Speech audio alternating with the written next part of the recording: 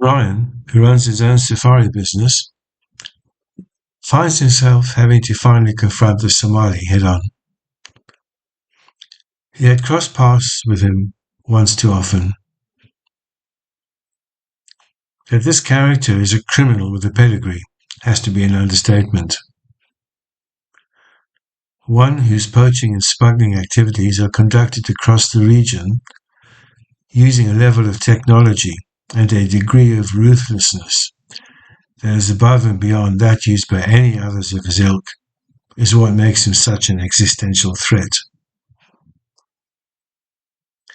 Ryan, together with Mrefu, his tested in battle Maasai friend and employee, are pushed to the limit of their resources in their first few skirmishes with the Somali. They soon realized that they had to appeal to a chosen few from within Brian's cabal of friends to help them cope with what they knew would only escalate.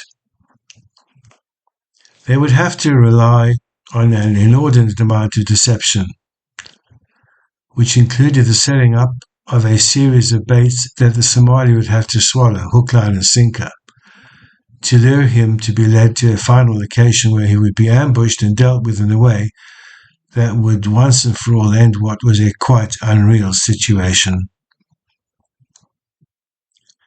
With most in Brian's cabal having been born and raised on the African continent, his close friends included both Mzungus and Wenyejis, local white as well as indigenous black people.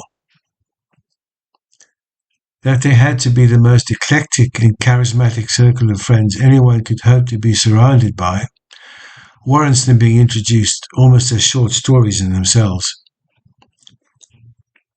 This, and the fact that they lived in a country that was a wildlife mecca, endowed with a natural beauty and a varied topography that just lent itself to adventure, was what had no doubt afforded them lifestyles that could only have been envied by those living elsewhere. Adventurous was what they were, and timid was what they were not.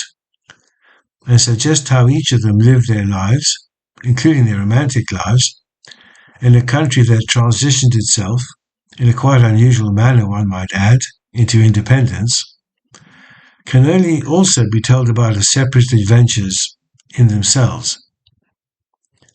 Adventures that on the face of things appear as quite surrealistic to the uninitiated, although not to them, of course, given the society and the prevailing social norms of the country they lived in, as well as the political and economic realities of the day in a continent called Africa.